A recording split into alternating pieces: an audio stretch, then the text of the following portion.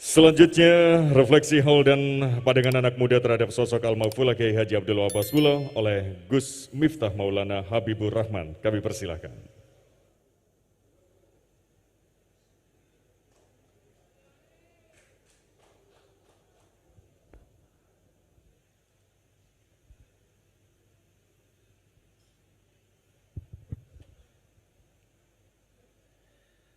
Assalamualaikum warahmatullahi wabarakatuh.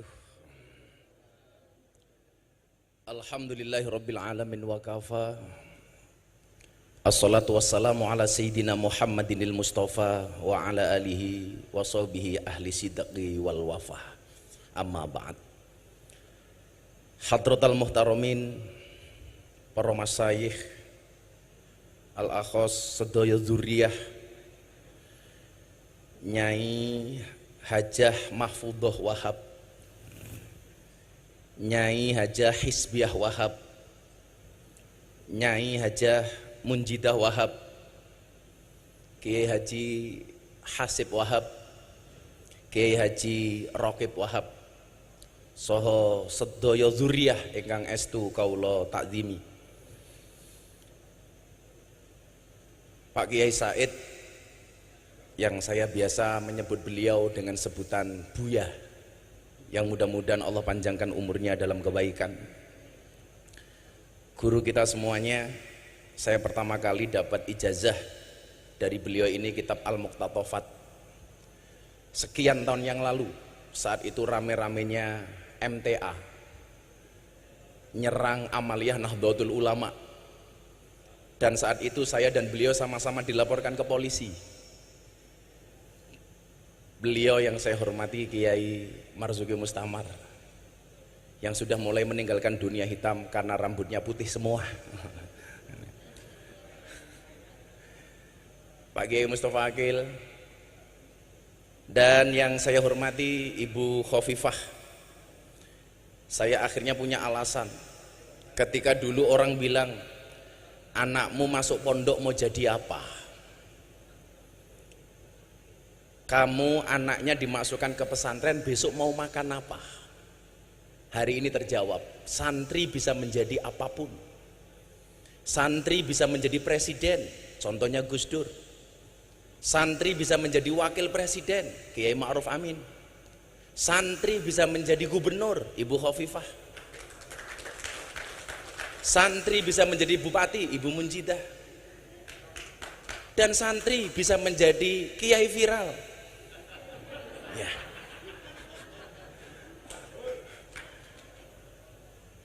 Dulu orang bilang kamu masuk pesantren jadi apa? Maka begitu santri jadi orang kaya, orang mulai ngomel lagi. Kamu menjual ilmu agama untuk dunia. Begitu jadi pejabat, ngomel lagi, menggadaikan ilmunya untuk jabatan. Begitu santri miskin gak bisa makan apa-apa, dia akan bilang lagi, tuh gue bilang apa? Santri tidak bisa jadi apa-apa. Maka terima kasih Bu Khofifah menjadi teladan bagi kami. Mudah-mudahan seperti doa kita bersama, Allah akan lebih tinggikan derajatnya lagi. Amin Allahumma amin. Bapak Ibu dan para santri yang saya muliakan, sungguh berat rasanya ketika Gus Edo WA saya, Gus diminta hadir di haulnya Mbah Wahab. Saya bilang, gak pantas, yang rawuh sudah kiai-kiai luar biasa. Saya teringat dengan kaidah fikih, idza wujudul ma' batalat tayamum. Kalau sudah ada wudu, tayamumnya batal. Bagaimana kemudian tadi Kiai Marzuki menggambarkan nasionalisme dari Mbah Wahab Hasbullah, menceritakan bagaimana Rasulullah mencintai Makkah, sampai kemudian ketika Kanjeng Nabi hijrah ke Madinah, dia mengangkat tangannya kemudian berdoa, Allahumma habib ilainal Madinah kahubinah ila Makkah o asyad. Begitu luar biasa. Saya bilang sama Gus Edo, mbok jangan saya. Beliau bilang, Gus, ini bukan permintaan tapi dawuh. Kalau dawuh jatuhnya fi'il amr. Kalau fi'il amr berarti perintah. Nah, kalau perintah saya nggak bisa kemudian menolak. Niat saya apa Bapak Ibu yang saya muliakan? Niat saya hanya tabarukan ngalap berkah.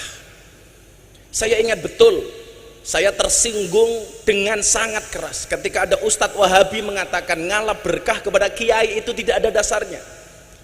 Saat itu yang menjadikan saya tersinggung apa? Video klip yang diputar kebetulan Syekhina wa murabbi ruhina Mbah Maimun Zubair, ketika beliau meninggalkan kursinya, air putih yang beliau tinggalkan diperebutkan para santri, dan dia mengatakan ini nggak ada dasarnya, ini nggak ada dalilnya. Apakah kemudian dia buta ketika seorang Imam Malik bermimpi ketemu dengan Rasulullah, yang di dalam mimpinya Rasulullah mengatakan kepada Imam Malik, wahai Imam Malik, baligh salami ila Syafi'i, sampaikan salamku kepada muridmu Syafi'i. Begitu terkejut Imam Malik, Rasulullah mengirimkan salam kepada Imam Syafi'i. Akhirnya Imam Malik mengutus santri seniornya untuk sowan kepada Syafi'i, wahai guru Syafi'i, ada pesan dari guru kita Imam Malik, bahwa semalam beliau bermimpi ketemu dengan Rasulullah dan beliau menitipkan salam kepada engkau. Begitu bahagianya Imam Syafi'i, sampai kemudian Imam Syafi'i mencari oleh-oleh yang akan dia berikan kepada santri ini, karena dia ingat betul wa idza huyitum bi tahiyatin fahayyu bi ahsana minha aw rudduha. Ternyata yang paling bagus yang dimiliki oleh Imam Syafi'i hanya jubah yang dia pakai. Jubah dicopot kemudian diberikan kepada santri ini. Santri pulang dengan begitu senang karena mendapatkan tahadus bin nikmah dari seorang Imam Syafi'i. Begitu sampai pondok ditanya sama Imam Malik, nak, kenapa kamu tertawa sendiri? Apa yang kamu dapatkan dari Imam Syafi'i? Pak Kiai, saya dikasih oleh-oleh jubahnya Imam Syafi'i. Apa kata Imam Malik? Boleh nggak saya pinjam jubahnya? Akan saya cuci jubahnya Imam Syafi'i, kemudian air bekas cucian Imam Syafi'i akan saya minum, kata Imam Malik. Dan ternyata benar. Jubahnya Imam Syafi'i dicuci, kemudian air bekas cuciannya diminum oleh Imam Malik. Kemudian sang santri bertanya, itu kan santrinya panjenengan Kiai. Apa jawaban Imam Malik? Ini bukan manusia main-main loh. Sampai Rasulullah nitip salam sama dia. Apakah fakta ini tidak menjawab bahwa ada keberkahan dari orang-orang soleh? Bagaimana kemudian Imam Malik, guru, begitu menghargai Imam Syafi'i? Satu saat ketika Imam Syafi'i memberikan pengajian di Masjid Nabawi, dengan mengendap-endap dia datang karena khawatir ketika datang dengan terang-terangan akan membuyarkan fokusnya Imam Syafi'i. Saat dia mendengarkan kajian dari Imam Syafi'i, Imam Malik menulis di dinding Masjid Nabawi dengan kalimat, man aroda ilmun nafis fa alaihi bi Muhammad bin Idris. Barang siapa yang menghendaki ilmu-ilmu yang penting, hendaknya dia ngaji dengan Imam Syafi'i, Muhammad bin Idris. Begitu selesai beliau pergi, Imam Syafi'i datang melihat khat kiainya, beliau tidak lupa. Akhirnya menuliskan satu kalimat di bawah khatnya Imam Malik, wa kaifa yakunu dzalik wa ana tilmidu Malik. Bagaimana saya bisa menjadi seperti ini sementara saya ini adalah muridnya Imam Malik? Ada keberkahan di antara guru dan murid. Kenapa orang-orang Wahabi menolak fakta ini? Maka Bunyai, Pak Kiai, saya sowan dalam rangka tabarukan. Maka saya selalu mengatakan, bila teman membuatmu kecewa, bila pasangan membuatmu terluka, dan bila corona membuatmu menderita, yakinlah Gus Miftah sowan dengan membawa cinta.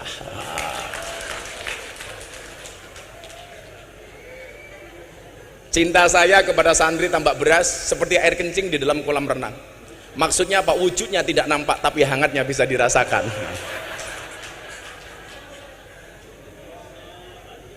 Kenapa saya mencintai orang-orang soleh seperti Mbak Wahab?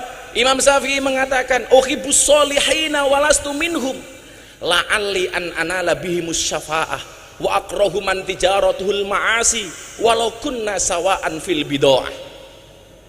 Aku mencintai orang soleh walaupun saya bukan merupakan bagian dari orang soleh. Tujuannya apa?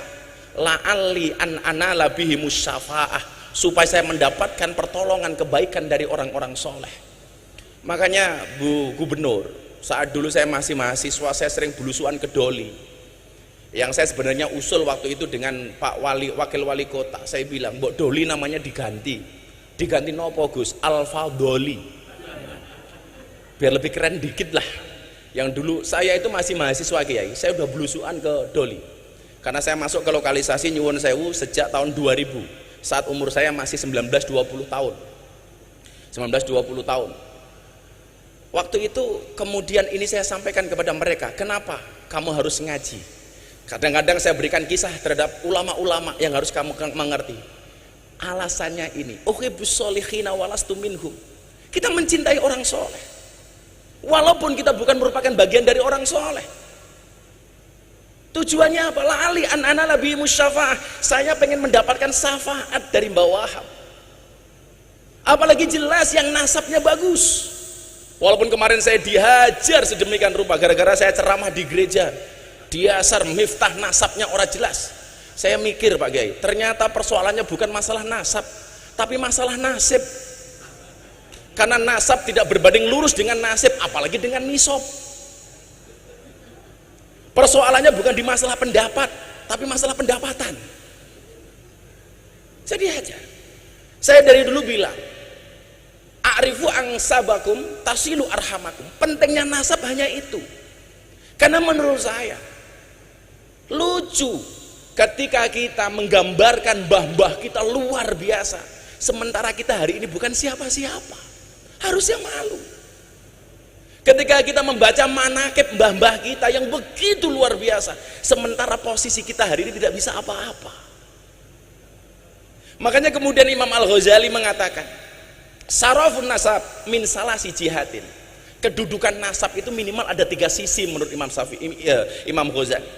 Idaha yang pertama, al-intiha ila sajarati Rasulullah sallallahu alaihi wasallam fala yu'adilahu syai'un. Yang pertama adalah nasab yang langsung terhubung dengan Rasulullah. Ini nggak ada lawan kata Imam Ghazali. Tapi perlu diingat, kok lama-lama saya mikir begini ya, saya diundang sama MNC Group untuk berbicara waktu itu bagaimana kita bersikap kepada para habaib. Orang mengatakan orang NU tidak menghormati habaib. Kamu salah. Orang Indonesia belum kenal habaib. Habaib datang ke Indonesia, yang ngopeni itu orang NU. Orang NU. Jadi kalau you mengatakan orang NU orang NU tidak mencintai habaib, dan kamu mengajarkan kiai-kiai NU untuk mencintai habaib, itu sama halnya Anda ngajari bebek berenang. Bebek berenang. Maka bagaimana Gus sifat kita kepada para habaib? Waktu itu saya bilang, saya sampaikan, tolong bedakan antara sosok dan perilakunya. Sosoknya wajib kita hormati. Ahlu Baitul Mustafa tuhuri, mereka tuhur, tetapi perilakunya tidak harus dihormati, tidak harus diikuti. Maka kemudian dalam kitab taklim kita mengenal istilah al-hurmatu khairum minat ta'ah. Hormat itu harus lebih didahulukan dibandingkan taat. Kalau memang perilakunya tidak sesuai, kenapa harus kita ikuti?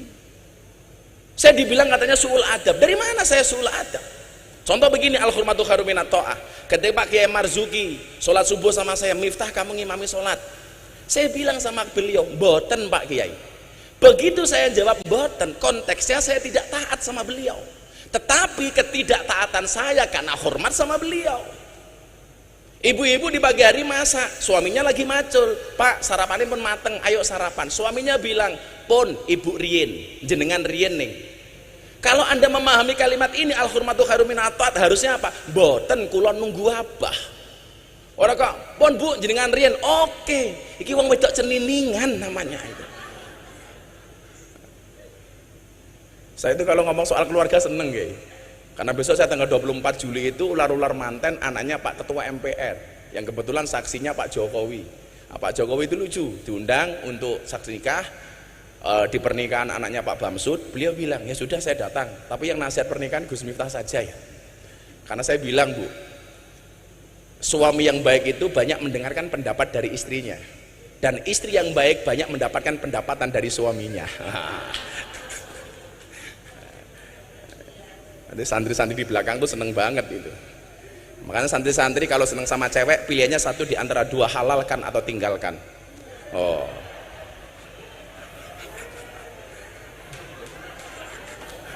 Takluk menaklukkan santri putri tidak dengan I love you, tapi dengan kobil tuh. Nah.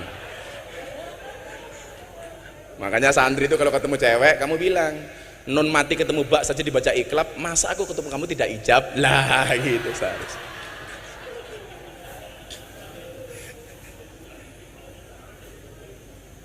Jadi perilakunya tidak harus kita ikuti. Kalau memang kemudian perilakunya tidak sesuai, ya jangan kita ikuti. Dalam beribadah contohlah, kita banyak menggunakan pendapatnya Syafi'i. Begitu kita tidak menggunakan pendapatnya Imam Malik, bukan berarti kita membenci Imam Malik kan? Bukan berarti kita membenci pendapatnya Imam Hanafi, walaupun kita menggunakan pendapatnya Imam Syafi'i.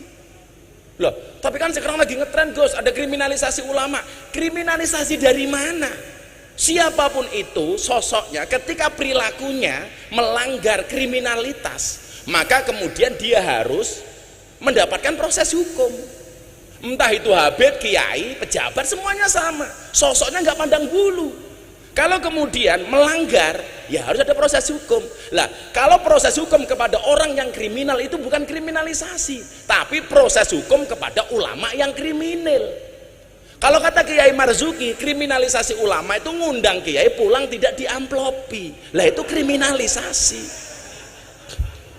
Kata Pak Polisi melanggar KUHP pasal 378, penipuan.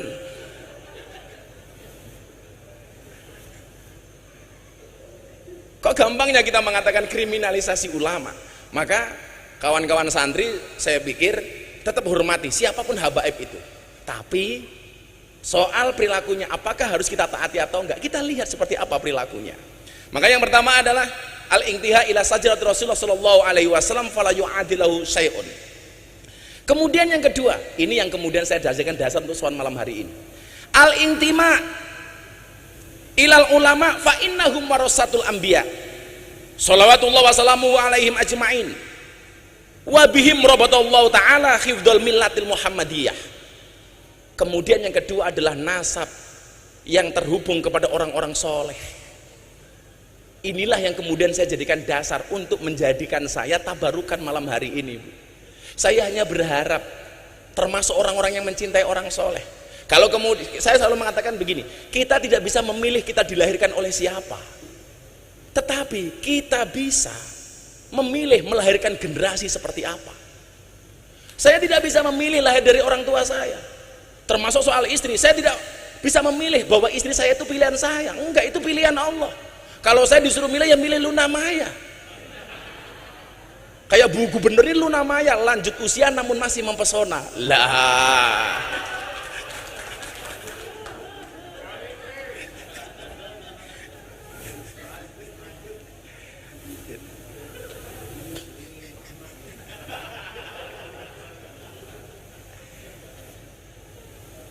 saya itu sebenarnya dari dulu Bu Nyai, saya itu paling repot kalau ditanya soal nasab. Sampai kemudian guru saya Habib Lutfi, beliau malam tahun baru di tahun 2019 manggil saya, nak kamu sini, ternyata nasab kamu itu sama dengan Mamah Salmah, kenapa kamu gak pernah bilang? Mana mungkin saya berani bah. Jadi kebetulan saya tadi matur sama Pak Kiai Marzuki, nasab saya itu kebetulan, entah kebetulan atau karena memang seperti itu, sama dengan nasabnya Mamah Salmah. Mamah Salmah itu istrinya Habib Lutfi, sama-sama keturunan ke-9 dari Mbah Muhammad Besari Ponorogo, yang mempunyai bapak makamnya di Caruban namanya Kiai Anom Besari. Kiai Anom Besari punya bapak makamnya di Kediri Abdullah Mursad Tukum, yang punya bapak namanya Raden Demang, punya bapak namanya Pangeran Demang, punya bapak namanya Ratu Jekulo, punya bapak namanya Brawijaya Limo. Brawijaya Limo. Pripun Bu Nyai? Lah, kula yakin kok gerombolan sing apik iki bakal ketemu melih. Mila wong apik nyamane nggih ketemu kali wong apik. Wong sing ora apik ketemu wong apik nggih mboten nyaman. Contoh nggih, kula nyuwun sewu banget nih.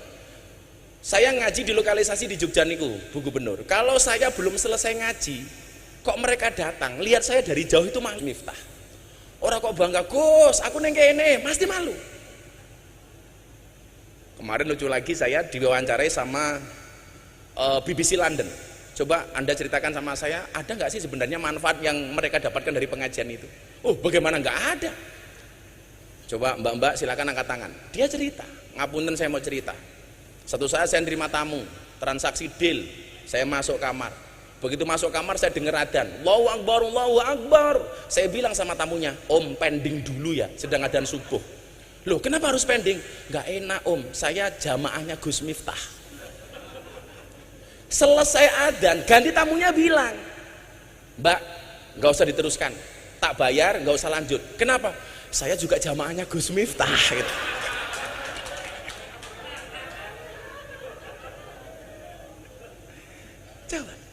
Sampai ngoten niku Kiai Hasyim.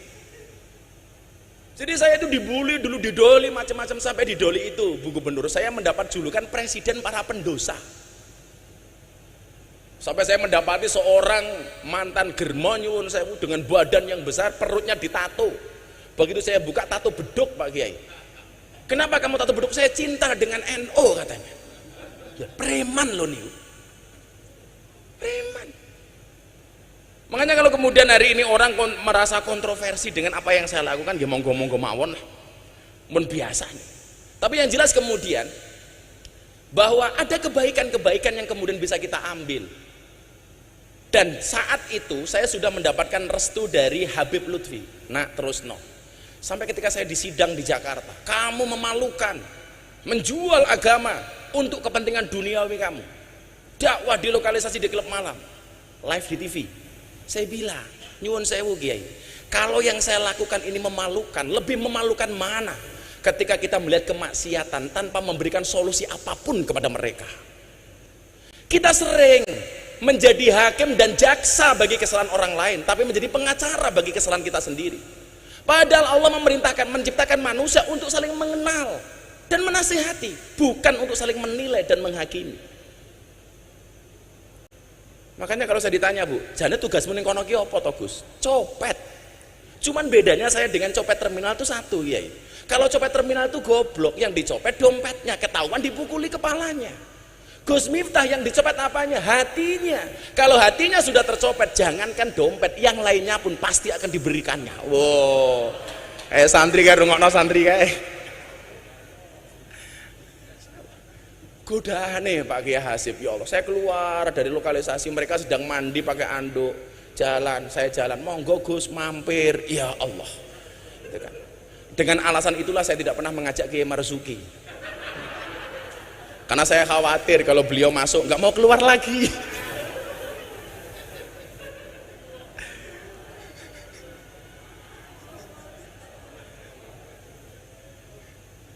Kalau kemudian orang mengatakan, halah ilmu mungkin apa-apaan. Iya, saya dari awal mengatakan saya bukan orang alim, tapi saya punya prinsip qalilum minal yakin khairum min katsirin minal ilmi wal amal. Saya punya yang sedikit tapi yakin. Itu menurut saya lebih bagus. Maka disitulah kemudian saya merasa menjadi santrinya Mbah Wahab, walaupun saya nggak bisa ketemu beliau. Karena saya teringat, ana abdun man alamani walau harfan wahidan. Saya adalah budak bagi siapapun yang mengajarkan saya walaupun cuma satu huruf. Artinya apa? Begitu banyak saya membaca literasi tentang Pak Kiai Wahab. Artinya apa? Saya berhak dong mengaku santrinya beliau. Ya. Karena abdun man alamani walau harfan wahidan. Maka perkenankan Bapak Ibu sebagai refleksi, minimal pemahaman untuk adik-adik saya santri di luar sana yang mereka galau karena tidak bisa melihat saya secara langsung.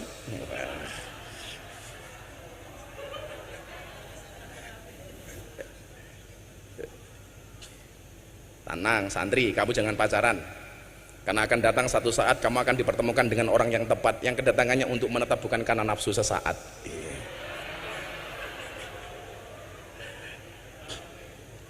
Yang pertama, saya tadi mengkorek-korek salah satu sejarahnya Mbah Wahab melalui Gus Fikri Jember, karena kebetulan saya berhubungan baik dengan beliau. Gus, nopo leres Mbah Yai Wahab niku sugih. Beliau menceritakan dengan sangat detail, leres Gus. Bahkan kalau kemudian lihat kekayaannya Mbah Wahab itu tanahnya terbentang antara Jombang sampai Surabaya. Gus Miftah tahu nggak kalau Gus Miftah hari ini naik motor besar, naik Harley, dulu Mbah Wahab sudah naik Harley. Wah, berarti saya itibak. Sama-sama naik Harley. Tapi luar biasanya apa? Harta yang kemudian beliau miliki dihabiskan untuk Jamiah Nahdlatul Ulama. Ini baru keren. Makanya kalau orang ini bilang begini sama saya, ayo Gus, ngurep-ngurep NO. Apa kowe iki ra salah? Kowe iki sapa kok ngurep-ngurep NO? Sing ana kowe golek urip saka NO. Makanya saya kok agak riskan, nggak enak dengar kalau orang bilang aku pengen ngurep-ngurep NO. Kalau kamu pengen ngurep-ngurep NO, kaya Mbah Wahab, hartanya untuk Nahdlatul Ulama habis. Yang barangkali ahli warisnya nggak terima apapun dari Mbah Wahab. Mata punya mujidah nggih. Coba. Saya kemudian teringat dalam kitab Wasiatul Mustafa hadis nomor 24. Inna auliya Allah lam yanalu sa'ata rahmatillah wa ridwani bikasratil ibadah walakin yanaluha bisakhawatin nafsi wal istihanah bidunya. Sesungguhnya wali-walinya Allah, mereka mendapatkan derajat yang tinggi, mendapat ridhonya Allah, mendapat keluasaannya, bukan karena banyaknya ibadah, tetapi karena banyaknya sedekah dan tidak bergantung kepada dunia. Niki sing angel. Maka kalau kemudian kita mengatakan aku pengen ngurip-ngurip NU ki wis urip ra sama urip-uripi, sing ana kowe golek urip saka NU. Buktinya apa? Kula niku tersinggung ya. Coba begini ya. Lah ada santri bikin kopiah, Bu. Ada tulisan Nahdlatul Ulama, kula mboten tersinggung. Kula ikhlas. Wis apa-apa mok dol lah. Sekarang nomor apa didol. Pakai baju ada Nahdlatul Ulamanya, kula ikhlas. Pakai kaos ada Nahdlatul Ulamanya, kula ikhlas. Pakai peci topi ada Nahdlatul Ulama, kula ikhlas. Tapi kula mboten ikhlas lah ana sarung diwenehi cap Nahdlatul Ulama. Ini kula ngenyek banget Kiai. Mlebu toilet nyuwun sewu nguyuh ning WC bokonge ditonton karo Nahdlatul Ulama. Mila santri sing nganggo kopiah Nahdlatul Ulama tak dongake mlebu surga. Kopiahe.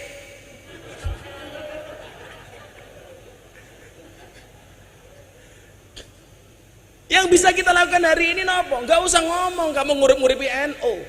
Banyak hari ini orang yang dihidupi oleh NU. Enggak usah ngomong gede ke NU. NU sudah besar. Yang perlu kita lakukan apa? Khidmah terhadap Nahdlatul Ulama tinggalannya Mbah Wahab. Salah satu contoh khidmah begini Kiai. Kita itu nggak sadar begitu banyak yang tadi saya tempat diskusi sama Pak Kiai Marzuki. Begitu banyak amaliyah NU yang dicuri tapi kita nggak sadar. Padahal apa? Dalil yang sering kita pakai al-muhafadzatu al-qadimi sholih wal aqdu bil jadidil aslah. Bahkan kalau Pak Kiai Said Akil bukan lagi bil jadid, bil ajdadil aslah. Tahun 90-an Pak Kiai Said ngendikan itu. Bil ajdad yang lebih baru lagi. Contoh, kita harus mempertahankan yang qadim dan soleh, jangan sampai hilang. Ngeten Kiai, sak ngerti kula, tinggalane mbah-mbah biyen ngaji teng masjid niku namine madrasah diniyah, Madin. Hari ini masjid-masjidnya orang NU sudah kehilangan madrasah diniyah, diganti karo TPA, diganti oleh TPQ, yang itu merupakan produk dari orang-orang PKS, musuhnya Pak Kiai Marzuki. Saya NU, amaliyah hilang lali. Madrasah diniyah itu tinggalan mbah-mbah kita dulu itu qadim dan soleh. Kenapa hari ini hilang kita nggak tahu? Diganti dengan TPQ, diganti dengan TPA. Makanya saya sampaikan kepada semuanya, nyuwun saya Bu, kalau saya boleh usul, pertahankan istilah madrasah diniyah, karena itu qadim dan soleh. Nomor loro, malih nih. Enten amalan Kiai, nyuwun saya bukan amalan. Buku ngaji, kitab ngaji yang kita pakai tinggal mbah-mbah ini apa Bu Khofifah? Turutan. Metode ngajinya namanya Al-Baghdadiyah. Hari ini hilang. Diganti oleh apa? Iqra. Produknya kawan-kawan kita Muhammadiyah, Kiai As'ad Humam. Kita nggak sadar. Wong-wong NU bangga menggunakan Iqra. Kelangan turutan. Bukan salahnya Iqra, tapi bodohnya kita. Kelangan turutan tapi nggak kroso. Saya fanatik dengan turutan. Kenapa Kiai? Karena turutan mengajarkan kepada kita untuk makhorijul huruf yang benar. Kalau kata Bu Khalifah, pitch controlnya yang benar. Bagaimana kita diajarkan membaca huruf hijaiyah dari alif sampai iya. Kulo setahun Kiai. Sampai mimiknya, sampai gesturnya dilihat oleh abah saya. Alif, ba, ta. Itu dulu metodenya namanya Al-Baghdadiyah. Begitu sudah bisa baru dieja. Alif fathah a, alif kasroh i, alif domah u, a i u. Tak fathah taha domahu kaf domaku tahuku. Zaman dulu ngaji belum ada listrik, adanya lampu senter petromak. Begitu minyaknya habis, kiainya kirim surat ke wali santri. Le suratnya kano bapakmu. Dibuka bapaknya suratnya sini nopo. Ba fathah ba, ya fathah ya ro fathah ro bayaro. Begitu dibuka bapaknya nggak punya uang karena musim pandemi, musim paceklik, bales. Bapak orang kuat bayar le, tolong suratnya diatur ke Pak Kiai. Begitu dibuka Pak Kiai surat isine napa? Sod fatka so, ba fatka barok fatka roso baro. Kiai ini mantan preman rambut digondrong ngomong, bapakmu kurang ngajar kon bayar malah Pak Kiai kon sabarnya suratnya kon bapakmu. Dibuka bapaknya suratnya isine napa? Mim fatka mata fatka tamim domamu. Begitu indah. Hilang Bu sakniki. Ini tugas kita loh Pak Kiai, jangan sampai hilang. Lebih celaka lagi nopo? Ziarah kubur. Niku amalane wong NU. Kuntu nahaituk man ziaratul kubur fazuruha. Sakniki pun diganti gara-gara era milenial 5.0. Nopo bahasane? Bukan lagi ziarah kubur, wisata religi. Please deh. Sowan Mbah Wahab, sowan Mbah Hasim, judulnya wisata religi. Hilang Pak NU ini. Tetap pertahankan ziarah kubur. Ono meleh sing kula juwengkel niku. Tahlilan diganti pembacaan kalimat thayyibah. Please deh. Kalau tahlil itu pasti kalimat thayyibah. Kalau kalimat thayyibah belum tentu tahlil. Kalau saya pembacaan kalimat thayyibah akan disampaikan oleh Gus Miftah. Saya naik panggung Pancasila, satu ketuhanan yang Maha Esa. Kenapa? Karena Pancasila itu juga kalimat thayyibah. Bahkan kalau anak-anak pramuka Dasa Dharma Pramuka itu juga kalimat thayyibah. Nah, kita lupa Pak. Saya dulu taunya apa? Ketika Bu saya kuliah nggak bisa membayar, akhirnya saya tinggal di masjidnya orang Muhammadiyah Pak Kiai Hasib. 4 tahun setengah. Mereka akhirnya menggunakan bahasa itu dan orang NU ikut-ikutan Kiai. Pembahasan kalimat thayyibah, ya Allah. Kula niku mbiyen belajar toleransi. Manggon teng masjidnya Muhammadiyah itu 4 tahun. Waktu itu saya mendapat julukan James Bond, jaga masjid dan kebon. Tetap saya tahlil, tetap saya kunut sak piturute. Suwenene kalih takmir kula. Ora urusan. Masalahnya kula manggon teng masjid Muhammadiyah itu hanya satu Pak Kiai Marsudi. Gara-gara saya manggon masjid Muhammadiyah, saya kurus. Berat badan saya hanya 40 kilo. Napa kula melu Muhammadiyah kurus? Soalnya Muhammadiyah belas nggak pernah ono selamatan. Jan. Ora ono mangan-mangan belas kan. Kere aku.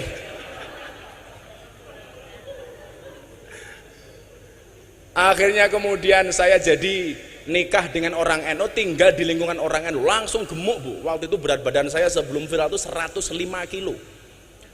Kenapa saya ikut orang NU gemuk? Lah pripun wong NU niku? Titik-titik mangan. Yasinan mangan, tahlilan mangan, sholawatan mangan, manakipan mangan, istighosahan mangan. Tanggane lara njaluk didongake mangan. Sing lara mati mangan meneh. 7 dina. Masyaallah itu. Lah makanya kemudian kalau Mbah Wahab sugih, ya kita harus terprovokasi dong untuk jadi kaya. Karena bagi saya, uang itu lebih bagus dikuasai oleh orang Islam yang soleh daripada dikuasai oleh orang-orang yang tidak soleh.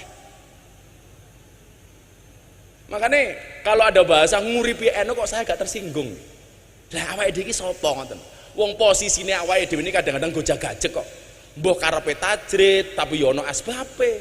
Ketoke asbab gaya-gayaan kaya tajrid. Kan ini kondisi gojag-gajeg nih.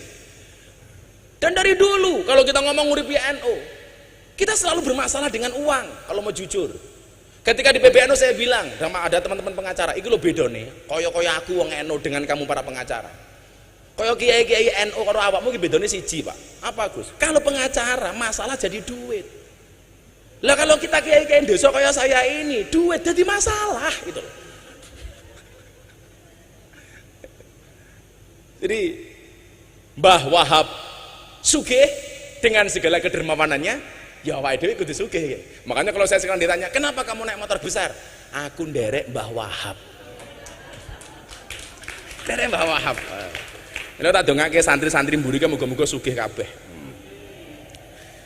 Setunggal malih sadurunge Pak Kiai Mustofa Akil. Ngapunten Kiai. Kula mboten ngaji niki, namung refleksi kagem lare-lare santri niki. Karena saya kebetulan sempat membaca beberapa buku tentang beliau. Niki malih. Kemudian yang selanjutnya nyuwun sewu, Mbah Yai Wahab ini ternyata seorang penggiat media.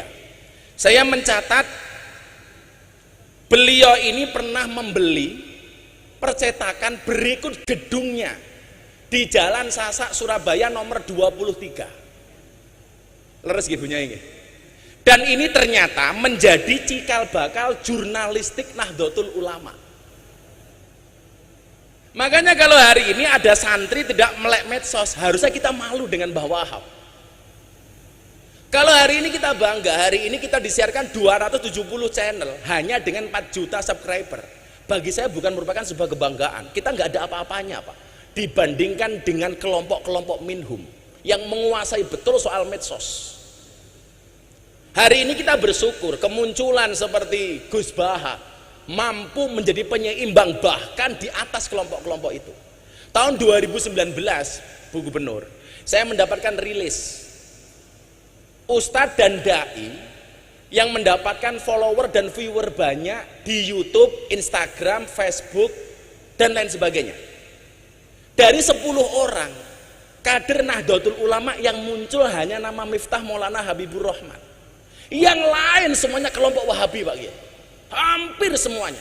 Termasuk kelompok yang mengatakan nasionalisme itu nggak ada dalilnya. Yang kemudian saya heran apa? Palestina mau merdeka, dia dukung mati-matian, bahkan kirim uang ke Palestina untuk memerdekakan Palestina. Giliran mencintai bangsanya, giliran mencintai Indonesia, dia mengatakan nasionalisme tidak ada dalilnya. Wila koplak utake wong-wong ngoten niku. Saya setuju Palestina merdeka dan saya teriak-teriak soal itu. Maka kemarin Lebaran saya mengatakan semua saya maafkan kecuali Israel. Semuanya saya maafkan kecuali Israel.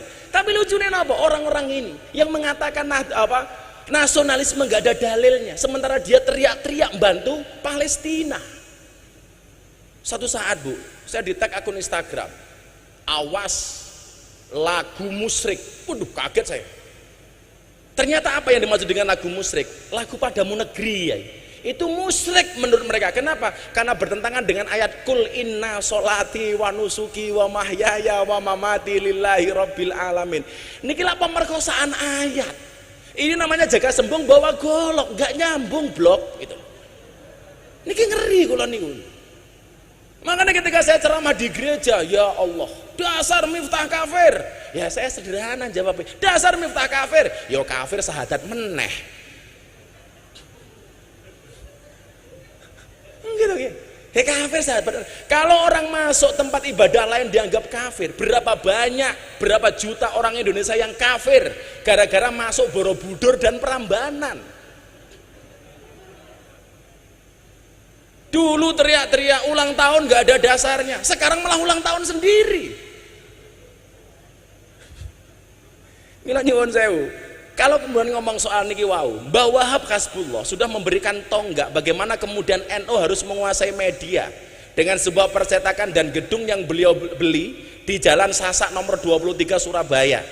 Sampai kemudian disempurnakan oleh Mbah Kiai Mahfud Siddiq dan namanya diganti menjadi Berita Nahdlatul Ulama. Ini cikal bakal. Makanya kawan-kawan santri saya sering sampaikan, ikutlah pendapat ahli, jangan ikut-ikutan orang yang ahli berpendapat. Semua orang hari ini ahli berpendapat. Dan saya pesen, kalau tak kemudian kamu besok menguasai medsos, postinglah yang penting, jangan yang penting posting. Saya pulang, Bu, dari Taiwan. 1 hari setelah mengislamkan Deddy Corbuzier, saya berangkat ke Taiwan. Tadi 21 Juni itu kenapa saya pilih mengislamkan Deddy? Karena memang saya hanya satu-satunya tanggal yang kosong hanya itu. Kalau soal permintaan jadwal ngaji, hakul yakin mesti lebih banyak saya daripada Pak Kiai Marzuki. Wallah, walaupun ngalim beliau gitu. Karena nyuwun sewu nggih, per hari itu sampai hari ini yang mengajukan jadwal sebelum pandemi ini minimal sehari 500 jadwal. Berarti sebulan sekitar 15.000. Waktu itu saya pulang dari Taiwan. Kulon itu ndelah maca Yasin, Bu. Begitu saya baca, itu ada satu ayat yang saya maknai begitu mendalam. Al yauma nakhtimu ala afwahihim wa tukallimuna aydihim wa tasyhadu arjuluhum bima kanu yaksibun. Waktu itu saya mikir keras, kenapa mulutnya dikunci kok tangannya yang berbicara? Ini ada apa itu? Ini loh visionernya Al-Qur'an. Dan ternyata jawabannya hari ini, Pak. Orang membuli, mencaci, menghina tidak lagi menggunakan mulutnya, Pak, tapi menggunakan tangannya, menggunakan jempolnya, menggunakan jari jemarinya, yang besok akan dipertanggungjawabkan di hadapan Allah Subhanahu wa taala. Mila jenengan persani. Kita gampang banget. Saya ditanya sama wartawan, "Gus, soal ceramah Gus tadi di gereja itu yang komentar jutaan orang, menghujat sekian banyak orang. Kenapa Gus minta tidak sakit hati?" Jawaban kula sederhana, bagaimana saya mau sakit hati? Wong komentarnya nggak pernah saya baca. Dan rahasianya satu, Bu Khawifah, kalau Anda posting, karena saya sering lihat postingannya Bu Khawifah, kalau Anda posting, Anda coba lihat lebih banyak mana antara komen dengan like. Pasti lebih banyak like-nya daripada komentarnya. Itu artinya apa? Kenapa setiap postingan lebih banyak like-nya dibandingkan komentarnya? Karena seberapa banyak pun orang yang membencimu dengan komentar-komentarnya, yakinlah di luar sana lebih banyak yang mencintaimu dari dalam hatinya. Wah. Kalau santri beda, Bu. Kalau santri beda. Kenapa beli banyak like daripada komentar? Karena banyak santri yang cinta tapi tidak berani mengatakannya. Iya.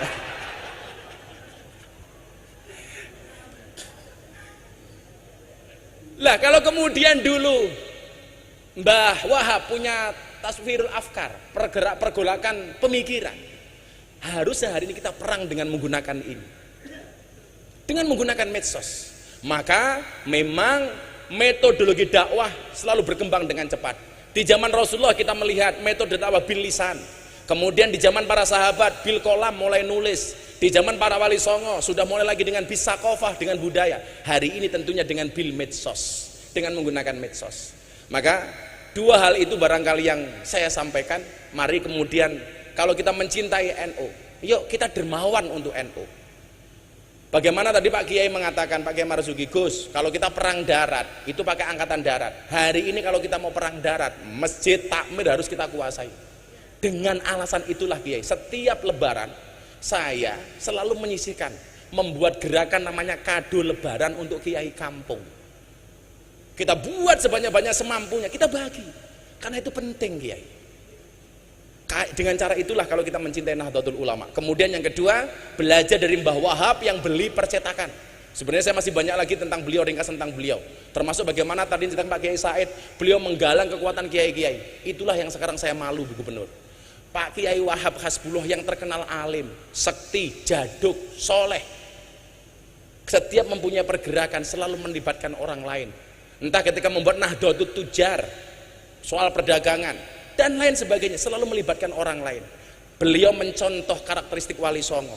Wali Songo itu hebat, ampuh, sekti, alim, tapi membuat masjid Demak bersama-sama karena afdhalul amali bil jamaah. Lah kita hari ini yang ngalimnya diragukan, yang solehnya diragukan, yang sektinya diragukan.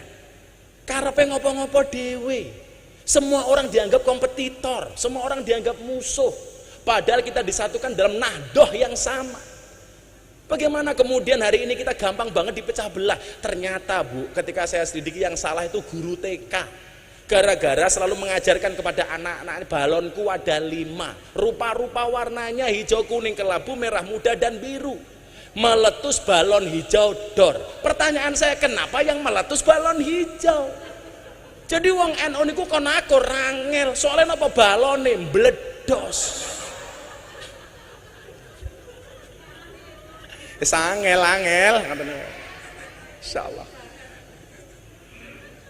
Nggih pun mudah-mudahan kita semuanya mendapatkan berkah saking Mbah Wahab. Amin. Shallu ala Nabi Muhammad. Do elingo iki jamane wis tuwa. Tuntunan agama do dianggep kuno. Lakonono ajarane Wali Songo sing ra kersa aja nyacat aja ngina. ajarane wali songo werna-werna zikir tahlil kirim donga lakonono maca Quran lan sholawat kulinakno ziarah kubur aja nganti dilalekno sholawat Allahumma sholli wa sallim ala sayyidina wa maulana Muhammadin adada ma fi ilmillahi sholatan daimatan bidawami mulkilahi ono carane dakwah kelawan budaya umpamane kaya Sunan Kalijaga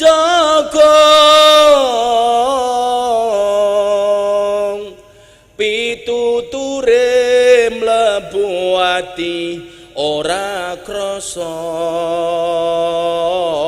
tuntunan agama bisa diamalno wis kabukten rikala jaman semono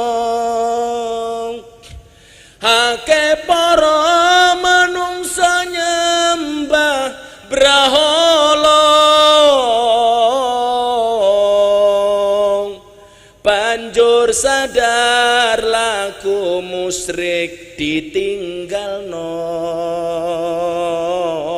padha nderek ajarane wali songo Allahumma sholli wa sallim ala sayyidina wa maulana Muhammadin adada ma fi ilmillahi sholatan daimatan bidawami mulkilahi Yai Wahab hasbullah ulama kita alim alama kang ngugemi budaya halal bil halal kang dadi conto nyata monggo sedulur dirawat lan dijaga Allahumma sholli wa sallim ala sayyidina wa maulana Muhammadin adada ma fi ilmillahi sholatan daimatan bidawami mulkilahi sallu ala Nabi Muhammad. Melupakan Allah itu dosa, melupakan orang tua itu durhaka, melupakan tambak beras mana bisa. Terima kasih. Assalamualaikum warahmatullahi wabarakatuh.